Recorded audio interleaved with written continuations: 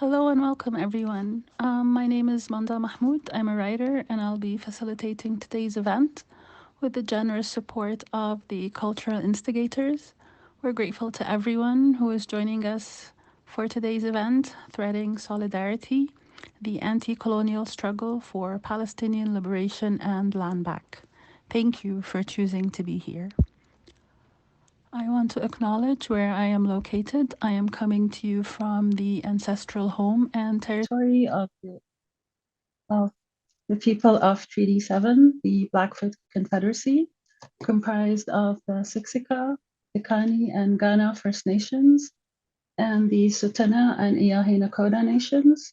Treaty 7 is also home to the Métis people of Region 3.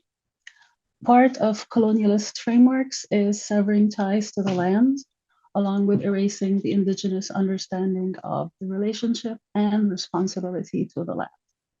Mohkinstis, the land where the Bow River meets the Elbow River, is home today to First Nations, Inuit and Métis people from across Turtle Island, and to indigenous people from around the world.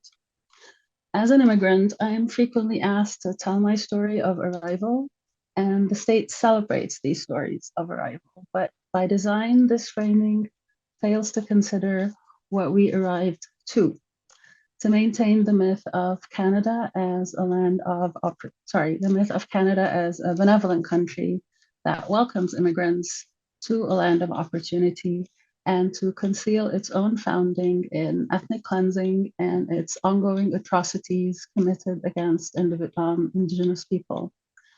So this is an invitation to all of us to shape our narratives and tell our stories with humility and in community, where grace can be offered and relations can bloom. It's important to ground the annihilation of life taking place in Palestine to its context, past and present, and to systems of colonialism that connect genocide, oppression, and violence towards sovereign populations around the world. I want to thank the cultural instigators for offering their platform for today's chat and chew. Culture Instigators is a collective of artists who came together during the pandemic to confront social issues, speak about inequities, and create projects that envision an anti-racist future for Treaty 7. And today's event, Threading Solidarity, is the first chat and chew of 2024. So I'll go over some tech and housekeeping notes. The event will run until 7:30 p.m. Mountain Time, and we'll keep the space open until 8 for anyone interested to chat further about individual and collective actions.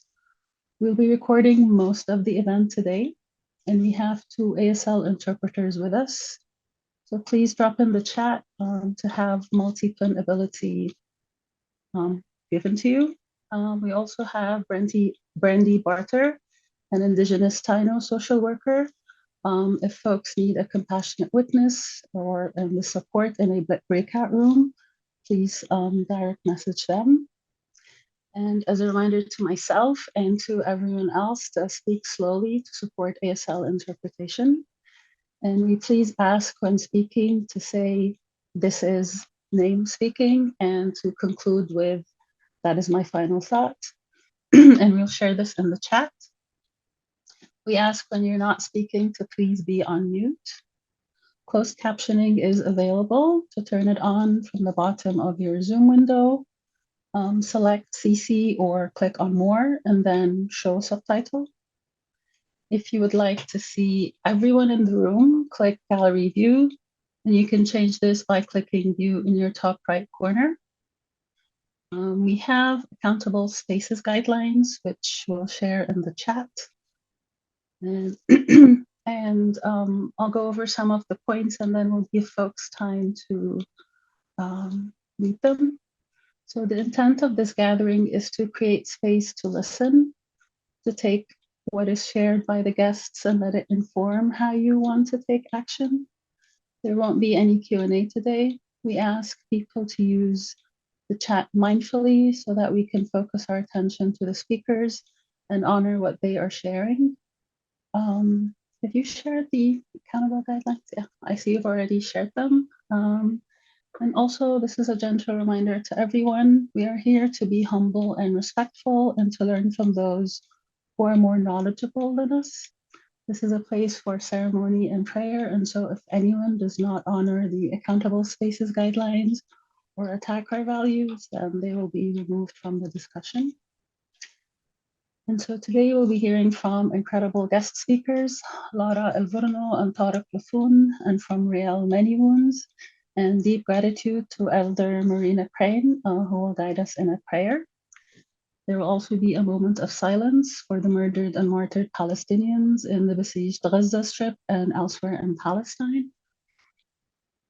I know many of us are carrying a lot of grief, anger, rage, and perhaps more. Palestinians deserve life. They deserve liberation. They deserve to return to their homelands and to experience an abundance of joy and peace and care. We'll begin this chat and chew with Pam Zen, an artist, a member of the Culture Instigators, and an embodiment and somatic practitioner. Pam will make an offering of a centering practice to support us through the event. I'm just going to go ahead and introduce all our guest speakers. So, Elder Marina Crane, Hapang Giwakan, identifies culturally as the Ochiti Chakoen Oyati, people of 7 council fires, known to some as the Sioux Nation. Her spiritual practices are Dakota, and her home is Tsuut'ina First Nations, growing up amongst this Dene language group within Treaty 7 nations. As a visual artist whose practice focuses on healing through traditional teachings, Marina's artistic spirit is guided by Giyi Wakan, flying holy, and influenced by culture and language. She sees art as her magic wand, addressing oppression through a creative expression unique to her voice and lived experience. Fluent in the Dakota language as a 5-year-old, she was given a new identity on her first day of school when a teacher instructed Hapangie Wakan that she would be called Marina from that day forward. Her new spoken language was to be English. Navigating the psychological and emotional wounds she experienced in Indian day school, residential school, and the Calgary public schools and universities she attended have strengthened Marina's resilience and social activism.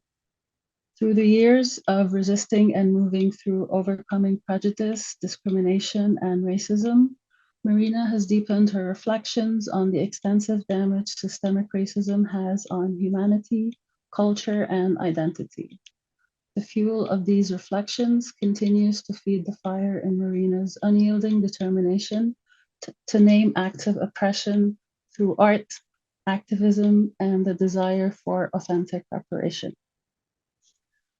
We'll be hearing from Lara Elborno. Lara Elborno is a Palestinian-American international lawyer, human rights activist, and speaker. Lara is the co-host of the Palestine Pod, a weekly English language podcast that seeks to support the Palestinian freedom struggle. She writes at gazangirl.substack.com and can be found on Instagram at gazangirl and on X, previously Twitter, at the Gazangirl. We'll be sharing the links in the chat. Lara delivered an incredible speech in December at Stop the War Coalition rally in London, and I encourage folks to watch it because it is so powerful and well articulated. We'll also be sharing that YouTube link. We also have with us Tariq Luthun. Tariq Luthun demands an end to the siege on Gaza and the illegal military occupation of Palestine from the river to the sea. Based in Metro Detroit on Anishinaabe land, Tariq is a community organizer, data engineer, and award-winning poet, calling for the right of return and land back for indigenous peoples globally. Luthun earned his MFA from the Program for Writers at Warren Wilson College and currently serves as a board member of the Offing.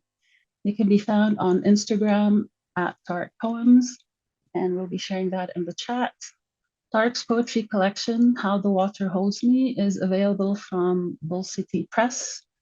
And I'll share a quote from Tariq's statement on his website. All royalties from the book will be donated to organizations to supporting Palestinians and with a focus on those on the ground in Palestine. I'd like to encourage folks to support his work. You'll also be hearing from Rael Manywoons, an Indigenous artist and a member of the Cultural Instigators. And now I will leave you with Pam Zen to guide us to land in this moment. Thank you. Hi, everyone. Can you hear me okay? Get a little, okay. Yeah, thank you all again for being here with us. I'm just taking a moment to make an offering that is opt-in, opt-out. So please be in choice of whether this can be of service to you for this evening. And yeah, this isn't just is an invitation to connect to our bodies, to land, to intention in this communal learning space, and to take pause to notice the resource that our bodies and interconnection actually carry. So participate as you feel comfortable and able to. Choosing is always more important than doing. Adapt anything that I offer in a way that honors your needs in the present moment. So if that means actually like, no, I'm gonna go get a drink of water and do a stretch, that's great. Or if you want to go through this guided offering, please do. So to start, I invite you to, move, shake, wiggle, stretch, anything. Okay, my body needs a stretch. um, anything you need to just loosen up and let go of just a little bit of the accumulation of your day. You might want to give a little breath and any kind of expression of vocal that can give more ease to your presence to be here in the now. Finding a posture that feels comfortable to you. Just checking in with yourself. Do I feel like sitting, standing, maybe lying down? You're welcome to have your eyes open, have a soft gaze, or closed. And you can keep your camera on or off as you please.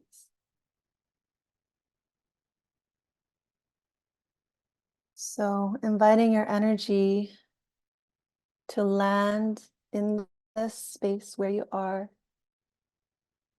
in your body, in this vessel where you live, create, love, grieve, and experience all that is which in between.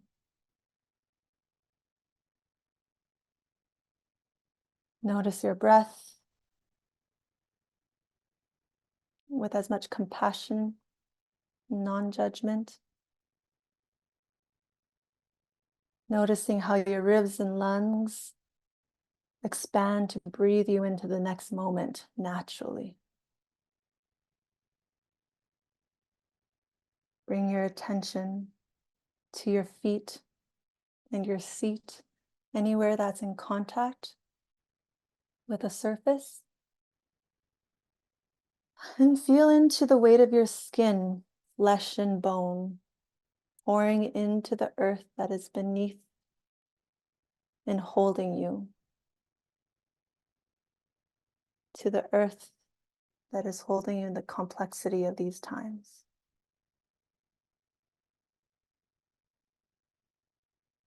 And then grounding with a resource, maybe visualizing or thinking or humming something that reminds you of a person, a place, a thing that softens your heart or gives you strength.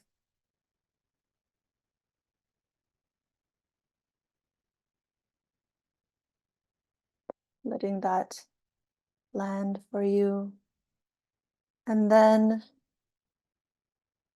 yeah, noticing your length. this dimension of verticality from the roots into the earth, up to the opening into the sky.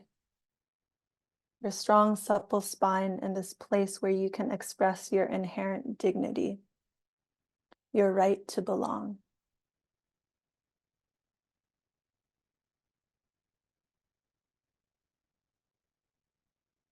And then maybe opening up in as much as feels right-sized and possible for you into the dimension of width. This is the dimension of relationship, where we feel relationship with land, the animals, other beings, with one another from near and far.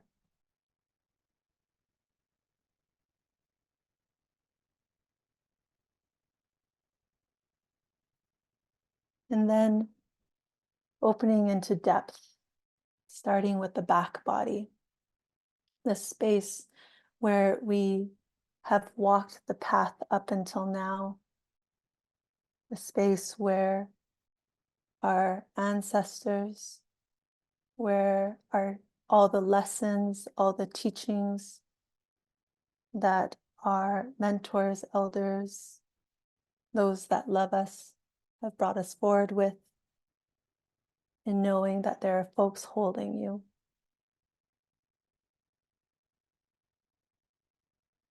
From there, moving into your center, maybe feeling your heartbeat or your belly gurgle.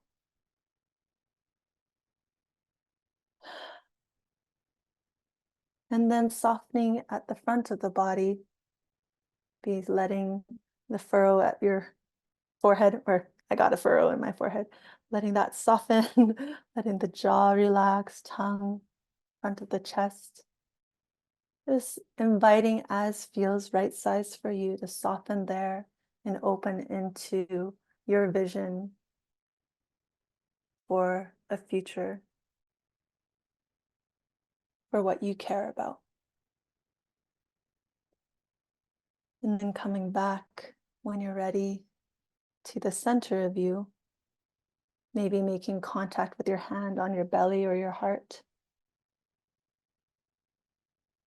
Just grounding in why you're here this evening, what you care about, what you long for.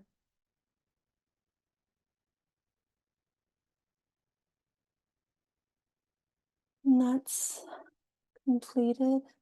When you're ready, please feel free to come back to join us in circle.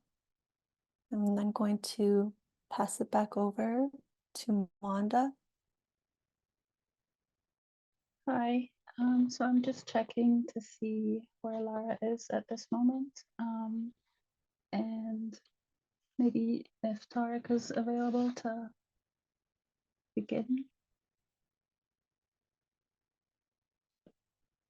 Can you hear me? We're very grateful to have you with us here today. Thank you so much. Thank you so much for everything you shared. Thank you, Lara, for joining us. I understand it's very late for you. I'm very grateful that you've been able to hold on. I'm your volume. Can you hear me? Yes. Can you hear me? Can you hear me? Thank you so much for making time and space, especially at such a late hour. We're really grateful, Lara, that you could be able to join us. Thank you. I am too, because my alarm didn't actually wake me up. So it was by the grace of God that I woke up, and I thought I missed the event. So I'm really happy to be here.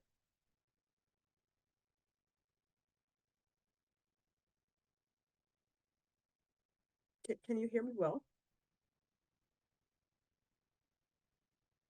If you can speak up, or maybe just check that the mic is like a little bit closer to you.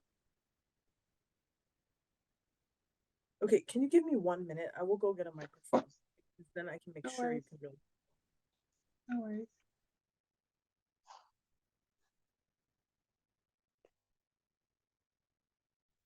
How is this unmuted. now?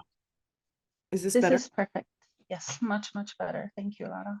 Okay, perfect. Can I go ahead? Yes, please. Okay, great. Thank you for your flexibility. Thank you for the invitation. I have understandably been receiving a lot of invitations to speak, and I say understandably because one would hope that during an event as unusual and as disturbing as a live stream genocide, something that we have never seen before, that people's consciousness would be awakened if the government's consciousness is not, if they even have a consciousness. And so I am somewhat comforted and somewhat relieved by the fact that people are not letting this happen without trying to do whatever they can to stop this. Now, whether we have been successful is another question. And I think, we're 115 days in now. What does that do to somebody on the ground who is living this? What does that do to people who are in forced exile or, not Palestinian and are simply just on the outside and watching this and paying attention to this? Now, of course, there's some people who are not even awake to this at all. But for those of us who are paying attention, whether we're on the ground or outside, what have these last 115 days like been for us? The word that comes to mind for me is dysregulation. I'm incredibly dysregulated because none of this is normal, right? And the body and the mind and the consciousness are struggling to make sense of this reality, which is extremely oppressive. I wrote something on social media a few days ago. I had posted, I don't know, maybe the thousands, or I don't know how many posts I made, in the last 3.5 months, but I had posted, the umpteenth post of showing some extremely oppressive circumstance. And I'm at a loss for words at this point, because how many different combinations of oppression can I try to show, hopelessly to the world, thinking that, this will be the photo or this will be the video that changes it. Well, if I share just this one video, maybe then the world will see. Maybe then I can convince people that this has to stop. And in that moment, I was kind of at a loss, and I was like, you know what? I'm going to write something different today. And I wrote, and it was like spontaneous, and it came out of me. And I wrote something along the lines of, I thank God that this life is temporary and that in 100 years, we'll all be dead. Because I don't know what to say anymore. And maybe that's the only thing that gives me comfort at this point in time. Now, Tariq ended his presentation, which I'm actually very sad that I didn't get to see, by saying that he was rambling. And so this is my rambling introduction, which I didn't prepare, but is just sort of the stream of consciousness of this moment, which is that we're all operating right now, if we have been paying attention, from a place of dysregulation, because none of what we've seen is normal. And yet, the powers that are responsible for this continue to insist that not only is this normal, this is inevitable. What is their response when we say ceasefire now? I don't know. I mean, you couldn't possibly have a ceasefire, right? They try to insist to us that this reality, this oppressive reality, is inevitable. It's not only normal, but it must happen. And that shocks us, and that doesn't sit well with our souls, with our spirits. And so that's kind of the place that we're starting from, is already this place where, like, the soul and the mind are in a very, very disturbing state. Now, in this state, people try to get together, they try to mobilize, they try to organize, they try to do what your group is doing, by seeking a moment of education. And I commend all of these efforts, but I just want us to be aware as we're seeking that education, as we're engaged in those actions, that like take a moment to just stop and notice, like, how does your heart feel? How does your brain feel? And for me, I feel like this can't possibly be real. Like this is a nightmare of epic proportions. Like I don't remember the last 115 days. Like I'm having issues with memory loss and brain fog and being completely dissociated from the current moment. And I've slipped into like just operating in a sort of automatic sense where I'm going through the motions, but I'm not really present, right? I think these are a lot of things that people can sympathize with. So I was asked to give some remarks about settler colonialism in particular. And, obviously I have like presentations to draw from that I've been, speaking about settler colonialism for years. And I have this historical angle that I can present to you, a class about settler colonialism, and can even talk to you about the parallels between the settler colonial project in Turtle Island and the settler colonial project in Palestine, and how the latter was inspired by the former, even to the point of trying to model its propaganda and its imagery and its symbolism on the same types of slogans and ideas that worked with European settlers in America. But as I was preparing for this event, I remembered something that Manda told me in the email exchange, which was that this is a healing space and that this is sort of like a gentler approach to the topic. So I said, okay, maybe I won't take the exact historical route, but I would like to make some reflections today about settler colonialism. And I think the single message I want to leave the audience with, and I'll make some related comments in relation to this single message, is that everything that is happening on the ground in Palestine today,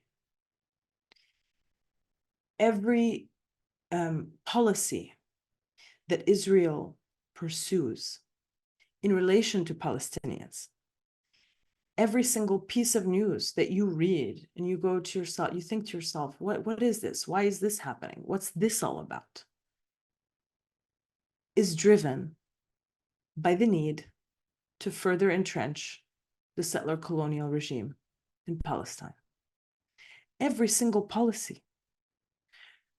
We can ask about, for example, why is it that Israel has adopted an apartheid regime? Why is it that Israel is in this moment carrying out a genocide? Why is it that Israel and its allies have cut funding to UNRWA in the immediate aftermath of the International Court of Justice order, which required Israel, amongst other things, to actually let in all the humanitarian aid, as opposed to block even further humanitarian aid to an already besieged, starving, and dehydrated population?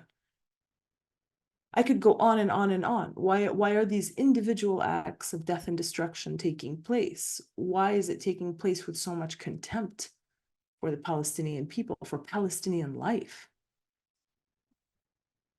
The answer to all of that is settler colonialism. And the settler colonial regime is driven in particular by the political ideology of Zionism. So some of you may have seen the Muhammad al-Kurd video, which sort of went viral lately, where his commentary is that everything that's happening to Palestinians is a result of Zionism. Now, I agree with that. But I would add to it that not only is it Zionism as a political ideology being practiced on Palestinian bodies now for over 75 years, which is the result of our lived experiences on the ground and in exile, but that it's Zionism in the furtherance of the settler colonial regime and the settler colonial project in Palestine. So the two are very much related. Zionism is the way that is the driving force, let's say. It's a driving force. It's the ideology. It's like the gasoline to the car that drives the settler colonial project, because every settler colonial project has to have an ideology, right? So let's not lose sight of that. You know, Manifest Destiny, Internal Island, you know, is an ideology. It's a very deep ideology. This idea that God is sending you to settle this land. You know, God Himself. Like who can challenge that? That's a very powerful ideology. Zionism is the same. Zionism is the same. It's a political ideology, but it's infused and mixed with elements of religious symbolism, but it's also at once a secular and nationalist ideology, because query whether any religion can actually condone or sign off on the atrocities that we're seeing, right? But I think it's important for us to keep in mind and to center the driving force behind the atrocities, because I think we tend to lose sight if we're looking at the day-to-day. I mean, if you look even just at the media's treatment and the media's framing, Israel-Hamas war, right? We know that framing is false. We know that framing is disingenuous. We know that this is not a war between two equal warring sides. Even the International Court of Justice, right? A place where we perhaps didn't expect to find any justice, right? Because of the extent to which we've been let down by international institutions for decades. Even they said there was a plausible case of genocide, right? So we know that the way things have been framed is not exactly accurate and is not exactly consistent with the lived experience of Palestinians on the ground. And that's really the only thing that matters, right? Is how Palestinians have been experiencing in practice this oppression. So the first point is that every single policy, every single news item, every single factual development on the ground is driven by Israel's need to further intention settler colonial project. What does that mean in practice? It means expel and replace. Expel and replace. You can't replace before you expel. That means that the land has to be cleared of the natives before the replacement can happen.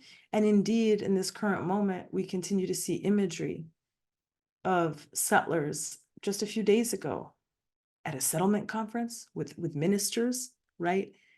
Since the beginning of this particular genocidal onslaught, there have been no less than I think 4 instances where official sort of Israeli intelligence documents were leaked, indicating that the real driving force behind this current genocide was the desire to ethnically cleanse Gaza, was the desire to continue the Nakba in Gaza, and to spread Palestinians from Gaza all around the world, right? So in October, we heard from Israeli intelligence documents that the plan was to expel everybody from Gaza and send them to 4 different Arab countries. Then we had another plan, which was, oh no, let's just thin out the population of Gaza and send them to some other, countries, and we'll keep, just like a minimum number of people in Gaza. Danny Danon has been on like a press tour trying to build public support worldwide for this notion of what he calls voluntary transfer, right? He's been writing op-eds, and they've been published by Western corporate outlets talking about how, you know, Western countries should really take Palestinian refugees. If everybody just did a little bit, we can all help them out. And so just look at how evil it is that they are literally carrying out this genocide before everyone's eyes, and at the same time trying to rebrand it in real time as some sort of like a humanitarian option for Palestinians to be expelled from their homes. And like, you have to query, what option do we actually have? No person leaving Gaza right now is doing so because they actually had the choice. With forced displacement, there is no choice.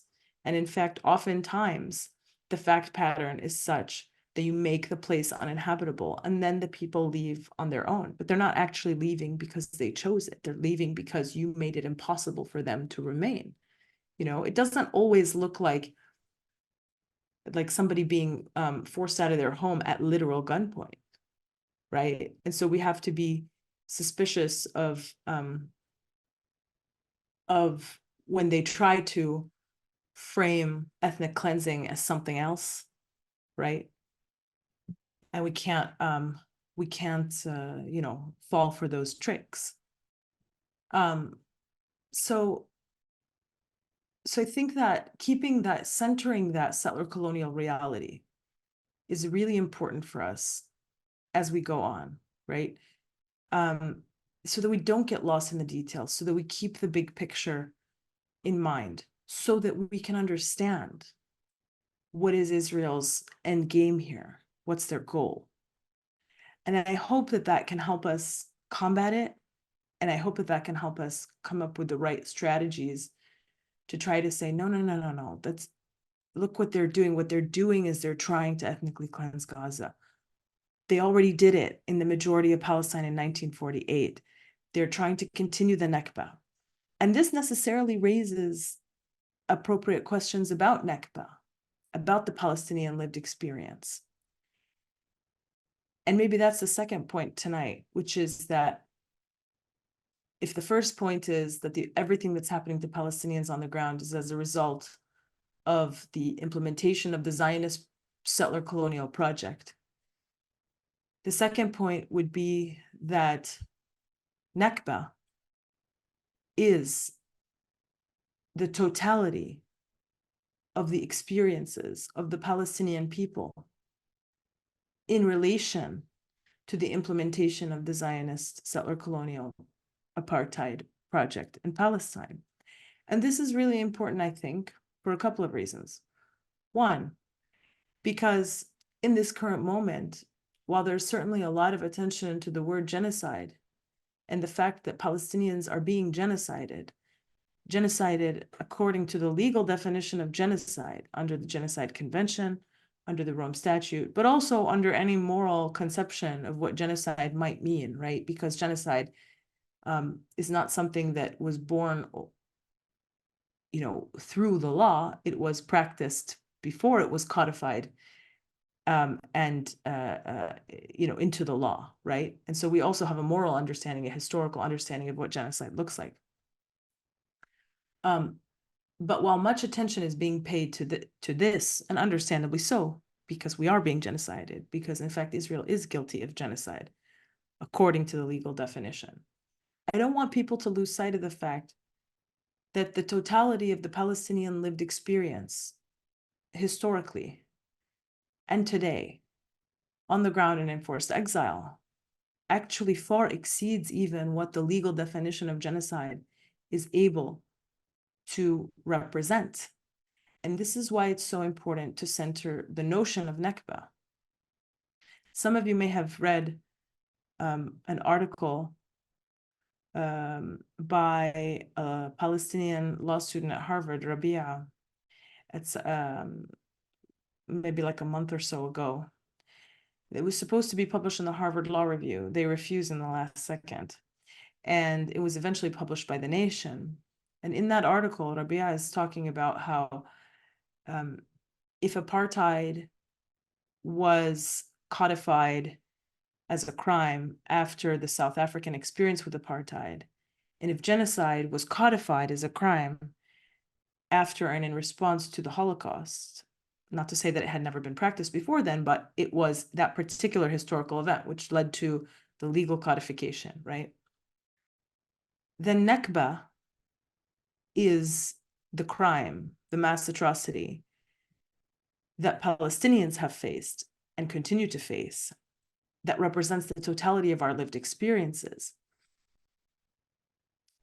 And we need to also be pushing for an eventual codification of Nakba as its own crime, which may consist at various points in time of things that we traditionally know, for example, as war crimes, as crimes against humanity, even genocide, but that on its own, we must understand as representing the Palestinian experience. And I say this because, you know, I'm often asked, for example, on interviews, like, okay, well, would Palestinians have justice, for example?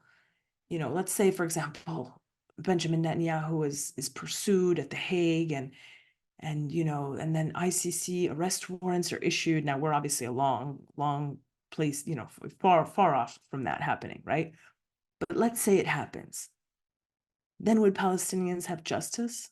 I said no, because the totality of the Palestinian lived experience, the totality of the injustice and oppression that we have been experiencing for decades, since at least 1947, at least, but not even, it's not even historically accurate to limit it to the last 75 years, right? But we often do, just because we have to start somewhere. But that lived experience and the reparations that it requires, the correction that it requires in terms of correcting the injustice, far exceeds genocide, far exceeds this current moment, far exceeds just the notion of like killing and being wounded and then having to correct and provide assurances that that won't happen, right?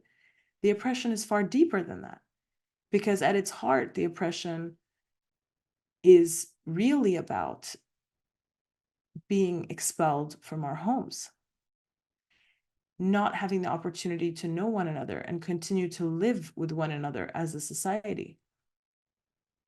The dispossession that is so, that is a feature, a central feature of Nakba as a lived reality, right? And that at its heart is the injustice that needs to be corrected, the injustice, the original injustice of the Nakba. That's why the right of return is so essential to correcting the injustice of what happened to us. We need to be able to return to our land so that we as a society, as a people, can continue to exist as a people, right? I get, maybe I'll, I don't know how I'm doing on time. So if you could just give me like an indication.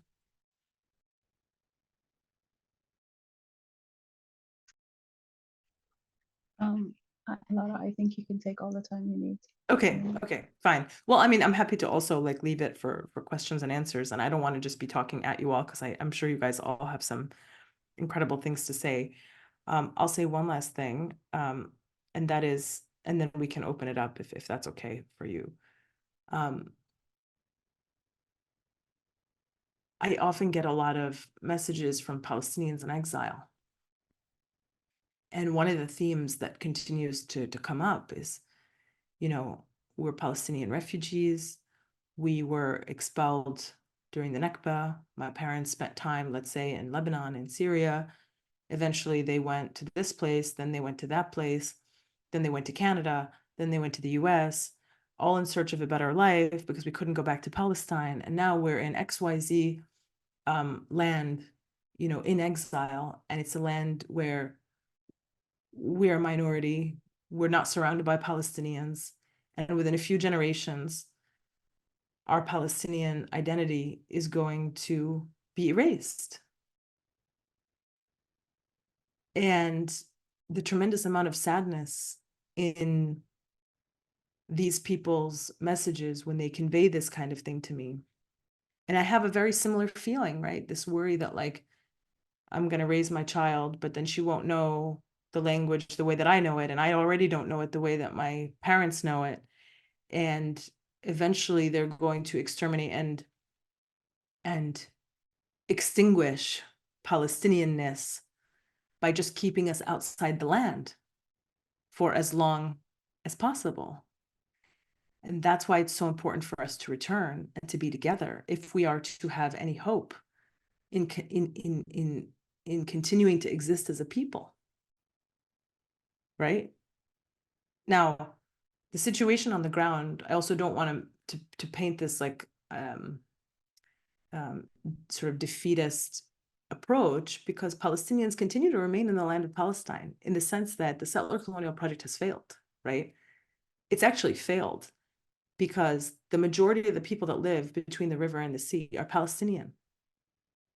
And that's why they talk about us, the Zionists, as a demographic threat, because they know that the project is not sustainable because they are a minority ruling a majority. And that creates a lot of tension in their efforts to brand themselves as a democracy, right? So what they need is they need to reduce our numbers through genocide, through expulsion, in order to continue to say, no, we are the majority.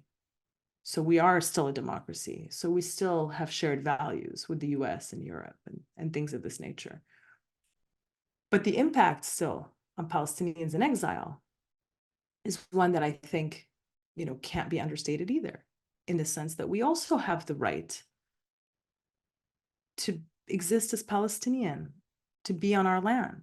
And that right has been denied to us. Now, as for the Palestinians on the ground, they have the right to live, they're on the land, right? They are on the land. They continue to be on the land despite the tremendous amount of pressure and violence being applied on their bodies on a daily basis in order to remove them from the land. But they're still on the land. But their experience is one where they have simply never lived a single day with human rights or with the fulfillment of their right to self-determination on their land, right? So what I'm trying to say here is that for Palestinians worldwide, whether you're on the ground or in forced exile, you share something, which is that you have never, in over 75 years, you have never been allowed to exist as a Palestinian, living next to Palestinians on or in the land of Palestine with human rights and freedom. Never, not once, for one day. Either you have been deprived of the opportunity to live in the land of Palestine altogether, and you're stuck, like I am, unable to return, spending more and more time in exile, dissolving your identity and your culture, but trying desperately to hold on to it so that something remains. Or you're on the ground and every day your body experiences the violence of the implementation of the Zionist project, experiences the violence of settler colonialism, but you're still on the land. And those are the only two options if you're a Palestinian. There isn't a third option. And that's what's crazy. We are all affected by this. We are all affected by this. First and foremost, those Palestinians on the ground, and first and foremost, those Palestinians on the ground in Gaza, who are facing the most violent manifestation of Zionist settler colonialism. They're experiencing it day in and day out. It's being applied to their bodies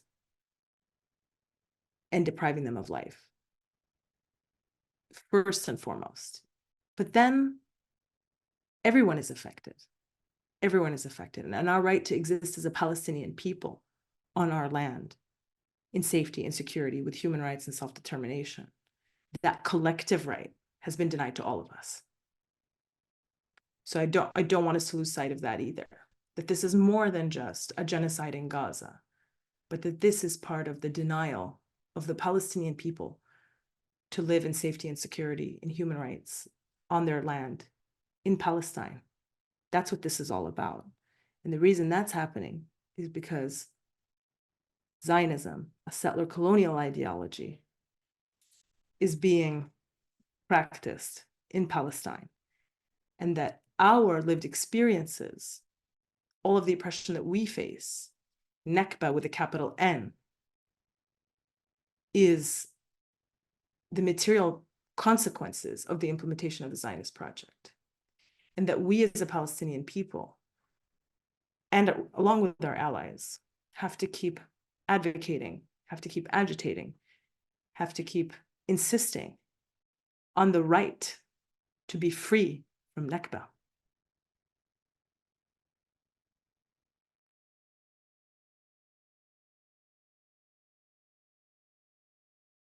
Sorry, guys, my computer just died. I was getting so into it that I didn't realize that I lost battery completely. But you know what? I think I lost battery at an ideal moment, because I was just finishing my remarks and saying that this is really, ultimately, this struggle is about the Palestinian right to be free from Nakba. And one of the last videos that I saw in the last couple of days really illustrated this point to me when I saw a woman of probably about 80 some years old. She was being interviewed as she was being displaced in Gaza from Khan Yunis to Rafah, probably after she had already been displaced from the north to the middle and the middle to the south, etc. And they had asked her which Nakba was the worst. And she said, this one was the worst. I've lived all of them, but this one was the worst. And so just understand that in the Palestinian memory, we are a people who have not only been undergoing an ongoing Nakba for 75 years, but we have also been undergoing discrete moments of Nakba. So it's a backdrop of an ongoing Nakba that has never ceased, and for which there has never been any justice or reparation or attempt to address it, in addition to moments of increased violence that can sort of be characterized as their own discrete Nakbas. So like Nakbas within Nakbas.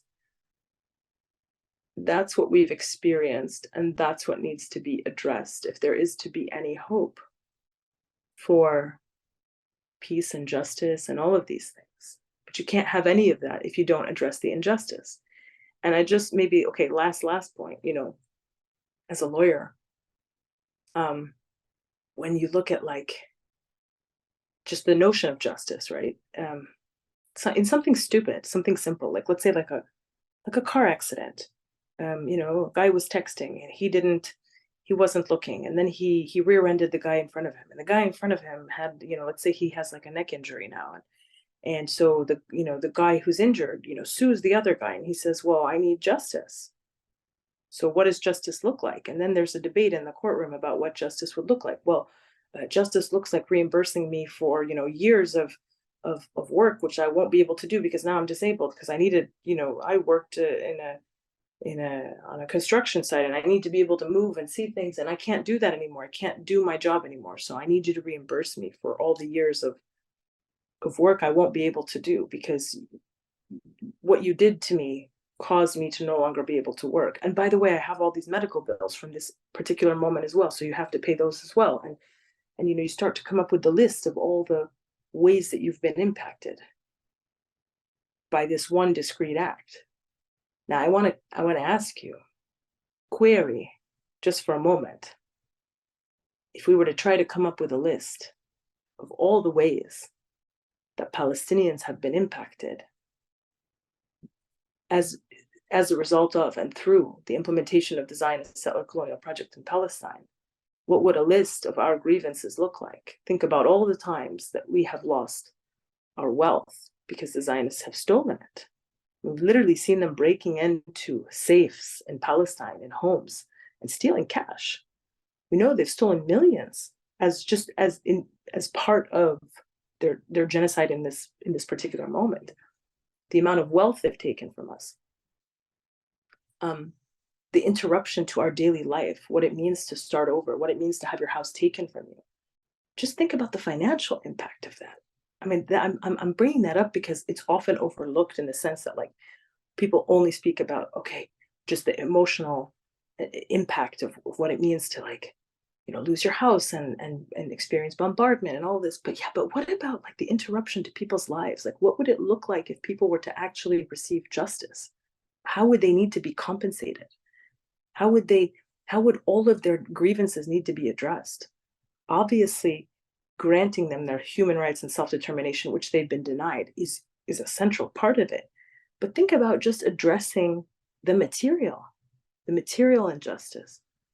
We don't talk about it enough, but it's a real reality. And we're seeing it manifest today in people creating GoFundMes and asking for the world, for assistance to help rebuild what was lost because of the tremendous amount of loss. And this is something that Palestinians, by the way, I will say, okay, this is the last point. Palestinians don't do this lightly. We're not a people who like to ask others for money. And in fact, in previous aggressions by Israel, no matter how much a family may have lost, they would have never thought to create a GoFundMe. Even though Palestinians have had their houses destroyed by Israel, it's not the first time. We're used to it. This is what happens all the time to us, right? In Gaza in particular, you had 2009, 2012, 2014, 2018, there was mass injuries during the Great March of Return. Then 2021, more people were killed and their houses were attacked. Then 2022, etc. But the reason that we're seeing this happen now is because it's gotten to such a level where people are simply unable to continue. So think about what that would look like if we were to try to represent, like if we were in a court and trying to address all of the things that we've lost as a result of Zionism, the way that it's impacted our lives and our bodies and our rights. And we were to try to just put that into a list that we could then use to say, well, this is the justice that needs to be, needs to take place in order for the oppressor to compensate what has been taken unjustly. And honestly, I don't think we're close to having that conversation, because the reality is that we're still struggling to convince the world, maybe not the people of the world, but at least the powers of the world. We're still struggling to make them understand that we deserve to not be genocided. So query how far away we are from even the notion of actually achieving justice and correcting the injustice, when we're at a place where we're still trying to get you to even name what's happening, and you resist the framing saying it's completely factually and legally baseless. But even the court agreed with us. It's not factually and legally baseless. We've been gaslit. People ask me what it's like to be Palestinian. I say it's you're the most gaslit people on earth. You're told that what is happening to you is not happening to you. You're told that if it is happening to you, it's okay, it's justifiable, even though no sane person on earth would accept this reality for themselves. What kind of a reality? I mean, are we seriously being asked to accept a reality where a 7-year-old girl is in a car with her family and they all get shot and killed by tank fire? And she spends hours on the phone with the Palestinian Red Crescent begging them to come pick her up, and she's terrified, and I still don't know if she's been rescued. I mean, that was just one of the stories from yesterday. Are they seriously trying to sell us that reality as the only inevitable reality that we can simply aspire to live in? The way that they talk about us, the way that the US talks about us, our greatest aspiration can be to aspire to have some more humanitarian aid while continuing to be genocided. That's the greatest of our possible aspirations. I reject that notion. And I insist on reframing. My greatest aspiration is freedom. Is to be able to go back to Palestine and live with my Palestinian brothers and sisters on our land and exist as a people who have a shared culture, have a shared history, have a shared language. We have the right to continue to exist as a people on our land. That is what's missing from this conversation, from this framing that they are imposing on us. So I hope I've given you some ideas, and I'm going to close my remarks here and sort of open it up, and I'll be guided by Monda, and whatever you'd like to do, I'm happy to stick around for questions.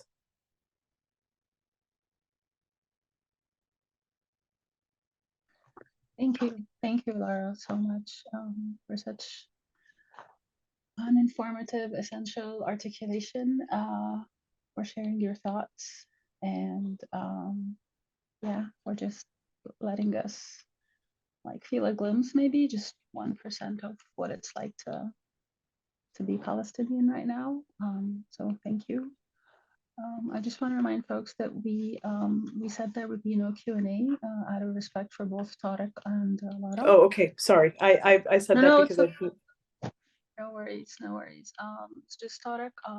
He has to go soon, but he would like to just share some thoughts based on your words, and he might also read a poem. So I will pass it on to Tariq right now. Thank you again, Lara. Thank you so much. So I want to be mindful of time. So Riel, many wounds, I believe, should be going on next. I can't find you. Can you see me? Yes. Yeah, I can see you. Awesome. Can everybody hear me? Yes, we're gonna spotlight you right now, or maybe ask Pam to help me with this. So I just want to introduce myself. I'm Riel Menimoons. I'm from Tsuut'ina Nation. My dad is from Dakas Dene Nation. He's Frog Clan in BC, so-called BC. I am a mother. I am a community organizer. I am I guess a past artist, but I develop art programming for the youth on Tsuut'ina. And I'm about to have my second child, which I'm really excited for. And I'm just really honored and very humbled to be here to share my perspective. And with everyone that spoke, I was just absorbing absorbing more knowledge than I have seen online or in conversations with people. So I'm grateful for that. So thank you. And if I had tobacco, I'd give you tobacco. But I also want to just honor Marina Crane. We invited an elder here because I think as Indigenous people, especially from Treaty 7, this area, it's important to always bring our ceremony wherever we go and remind people that how important it is to have ceremony and to connect to the land and to always be grateful for our life and be grateful to Creator for everything we have. And so my thoughts right now are kind of just connecting sort of, I guess, experiences of being a survivor of genocide, you know, being generations after mass graves have been discovered here on Turtle Island from residential schools, dealing with current ongoing dysfunction in our communities from the intergenerational trauma that was inflicted from the genocide and starvation and smallpox disease and, you know, murdered missing Indigenous women. It's still very much ongoing for Indigenous people in Canada. So my words here and right now are just sort of like connect that and always remind people that, you know, Indigenous people have always been anti-system, even though a lot of us play the part of politicians and we play the part of accepting money to distribute to our people to pretend that genocide, you know, was way back and that Canada has changed their ways. Then I think of how Zionism, like in the 40s, has probably like American, Canada, Zionists have just like shared notes and said, oh, this works, this is how you clear people out. This is how you take away their power. And for us, our power was taken away through sickness. Our language was taken. We were sexually abused. We were murdered, you know, and to the day, like even in the 40s, imprisonment was so much of reality for our grandparents, my great-grandparents, and just them having to suffer through the famine and starvation part. to get to this point.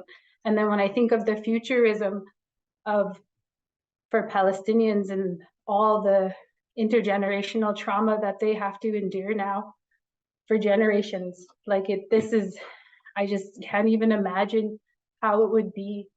Well, I can imagine in a way, but I feel like I think daily about the children, I think about the elders, and I think about how hard it must be to just have so much grief and trauma and stress. Your cortisol is spiked, like people might be self-medicating to just sort of dissociate from the fact that you're here, it's being broadcast live, and the world is taking their sweet ass time on trying to do something about it, about stopping it and sending help and making sure that people are, fed and okay and healthy. Like that's not happening. And how comfortable we are over here to just watch it and not feel like we have anything to do. And one thing that makes me upset is that there's a lot of Indigenous people that just say nothing at all. They don't know what to say or what to do. And even for me to invite an elder to tonight, it was hard because there's not a lot of people, even on Tsuut'ina Nation, on my reserve that is talking about this. And shame on my leadership for not saying anything, for not taking a stand, because the reason why is money, right? Corporate colonialism, settler colonialism, the corporate agenda, people who are sponsoring this war is all connected to Canada, and shame on Canada. And to be an Indigenous person is to be anti-system. And I've been like that since my dad, and I pass it down to my kid because my son knows the truth of what's going on in Palestine right now. I share with him because my dad, he shared with me as soon as I could understand what Canada did to my people and what it continues to do, and the lies of the democracy. We live in a total dystopia. We live in a bullshit area that is feeding us lies, that we are somehow, have this choice of freedom, or we resist in this. So when I think of future of like maybe the Palestinian people, maybe they'll be put on, those who survive could be put on reserves and fed little portions of money to say, okay, your oppressor is giving you money, so you can't speak against them. And that is exactly what's happening in Canada and America. So Indigenous people who have survived this genocide since the 1800s, and I hope Marina speaks more to this too, is that we're here complacent with Canada now because our leadership takes money from them. And then we, rather than having that money go to like funding our languages and keeping us going, it's going to the comfortableness of being North American consumers. And so like be really critical of where you spend your money, and be really critical of those boycott, all those companies that are boycott, which is a huge list, a big list. Be mindful of that. And I guess that's all I have to say, is just sort of sharing that experience. And I'm dealing with sort of like a fever. So last night I woke up and I had like this extreme shivering, and then I sweated it out. But I was thinking like, this is how maybe, those Palestinian kids who, okay, sorry, you guys. Okay, so I was thinking like shivering in my bed with a fever, like how I'm still comfortable in a house, I'm still comfortable in a bed, but yet there's like people who have no food and they're sleeping on the floor in really terrible conditions, and still there's no aid for them. And these are children. They didn't do anything to deserve this, but here they are surviving. And I really send my prayers. And I just want to remind everyone that ceremony is important. Always, like, yeah, thoughts and prayers can only do so much.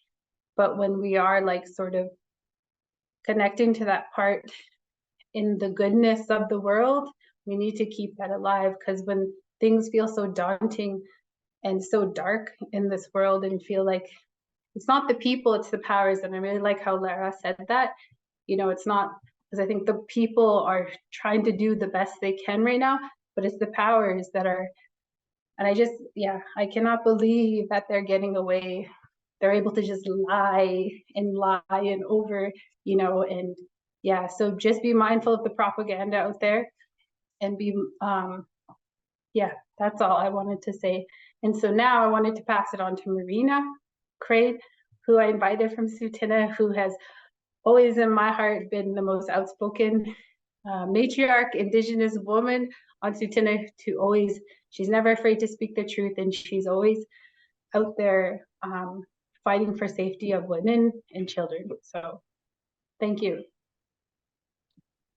Well, thank you for inviting me, and I was just very impressed by the two speakers. I know when they talk, it made me think about my great-grandmother, who was under the age of 5. Her and her parents fled from Minnesota with the largest mass execution in American history. They hung 38 Sioux warriors. They wanted to do over 300. I think about Britain, and I think about how they're so out of touch with LandBack in North America. They credit themselves for freeing the slaves.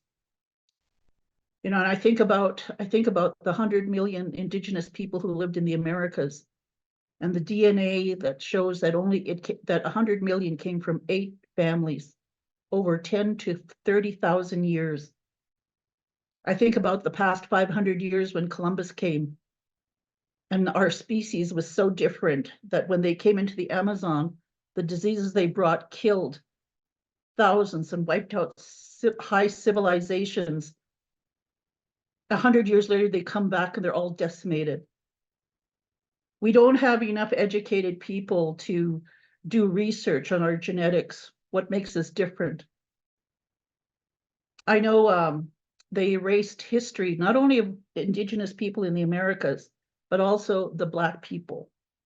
The DNA test shows the Y chromosome that's given to the men in human beings. 35 to 40% of African Americans in the United States have a European Y chromosome. That's how devastating what they did to Black women in North America, for slavery. What they did to Indigenous people. I used to say to my late mother went to residential school when she was 5. I call those places of ritual abuse. You talk about the Gaza and you talk about all the horrors. That's ritual abuse. The amount of mental health that those little babies have to endure, creating multiple personalities, the decades that's going to take. I live it. I didn't know. My mother used to have disassociated memories. I used to say, Mom, you had it bad. I'm having it a lot better. But your grandmother had it worse, and your great-grandmother had it even worse. So yes, I have tears. I have tears for the speakers. I have tears because that would have been my great-grandmother, living through all that murder and killing, stories that we could not even talk about. My mother said her auntie said that when they were fleeing from Minnesota into Montana, and when I worked on the HBO movie Bury My Heart at Wounded Knee, I spoke to the executives, and I said the cavalry didn't come in one mass; they came in waves. The Sioux fled, and the cavalry came, decimated them. Another flood came; they carried them. They fought their way through Montana up to Alberta, Saskatchewan, back to Manitoba. When you talk about land back and wanting to go back to your homes, the Sioux Nation, that's what they were going through. My mom says that she heard stories she said, my grandmother was a child and she'd look and see, as they're going in Montana, these huge trees, they would cover, she says her relative was covered with barbed wire holding her baby, and the grasshoppers were eating the baby. Horrors. When you talk about what's happening in the Middle East in Gaza, That's what hurts me. It hurts me because the Americans, the colonial mind constructs here of divine destiny. You know, before Columbus came, there was no God, no like the way religiosity talks about good and evil and purgatory. It amazes me. It amazes me. I'm 72 years old. When I look at what's happening within my community, like the fellow with the poems, you know, it's so beautiful when they talk about owning and going back to the land and doing ceremony and ritual. When my ancestors running away from the cavalry, it was during the spring and there was a big swell, and they prayed for Creator to inspire them, and they were told to take the sweetgrass and braid it in the horse's hair. They put the women and children on the horses. They went across the river. The cavalry couldn't come in. And the following year, they had Sundance. And they called the horses Shunkawaka, meaning holy dog, because they saved the people.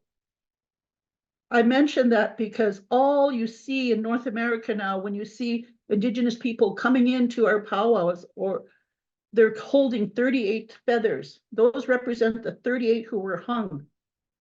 The fringes on the women's shawls and everywhere, those represent the fringes, the sweetgrass that was tied to the horse's hair. We could not tell our stories, so we told it through ceremony and dance. Our ancestors, you have to know the people who came before you, and I really appreciate the speakers for knowing the people that came before them, because you could hear it in their hearts. You could hear it that they know there's this vibration where you have to celebrate life. You cannot give up. When I look at the sweats and I look at dancing and I look at the Sioux and the way the Indigenous people called us, they called us dancers of dreams. We dance so hard that we go into another dimension of healing. The vibrations they found rewires a traumatic brain. When you go into the sweat, all these things, for hundreds of years, we knew this. For hundreds of years, we knew how to heal ourselves. And they took it away. They took it away. And if Columbus had not come, we would not have saved the whole world in terms of our genetic qualities, in terms of our story. They say that the old world killed off Neanderthal. It took 100,000 years to kill because we were interbreeding as well. Understand this. For 500 years, what was done to the Indigenous people in the Americas has been the greatest genocide in 500 years, trying to kill off a people that they thought were a different species. Hiding everything, our monuments, our temples, our places of worship, our ceremonies, even the way we talk to Creator. I really appreciate all you young people today. Every one of you have social media. In the World War II, they use propaganda, rumors of wars, not allowing people to question anything, and it created a war. Today, through social media, you can tell your truth. People can network. You can ask questions. Everything is changing every day today. Even how I understand what's happening in Gaza, if I didn't have certain people on my TikTok to educate me, if I didn't have these things that I've been able to do throughout my life, I wouldn't be the elder I am today. I know it's hard to imagine, because I can't even comprehend what my great-grandmother went through. I can't comprehend what my grandmother went through. I can sort of understand what my mother went through. But bless all of you in Gaza.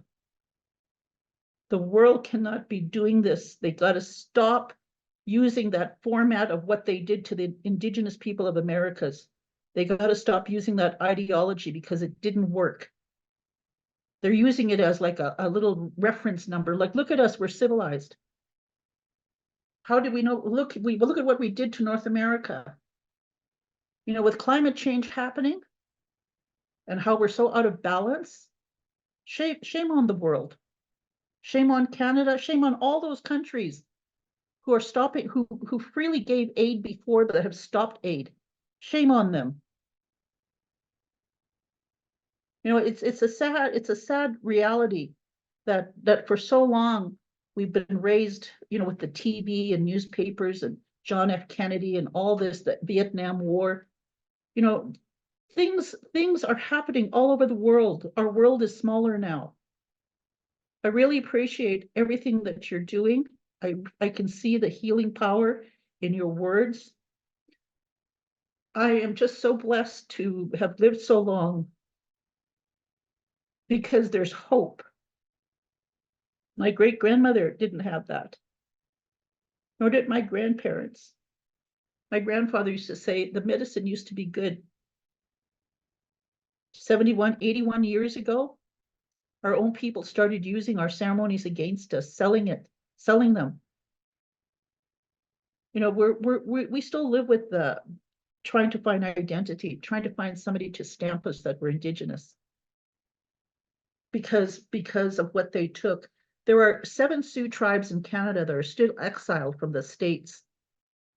You know, when we say land back, and when we talk about Sioux people, the Oshete Shakoi, 7 council fires, what they did at Standing Rock over water, and what they do now, trying to help and support Palestine. You know, when we had in the States, they had a huge blizzard. All the electrical poles went down. The US government sent money to the eastern states rather than to the Dakotas where the Sioux people were. It took someone in the Middle East to send millions of dollars so that they could hire private contractors to put electrical poles up. Now, when we talk about genocide and ongoing ideology of how people see other people, they don't want to see us as equal. When we talk the truth and we trigger trauma in their minds, understand that when we have come through this, we have the ability to, and because we've healed ourselves, what we say and how we do it, like the fellow who did the poetry, we come through our art, we come through the way we speak to people, and then we sort of bite them and don't let go, because they need to understand how we feel. So with that, I'm going to say a prayer. I really appreciate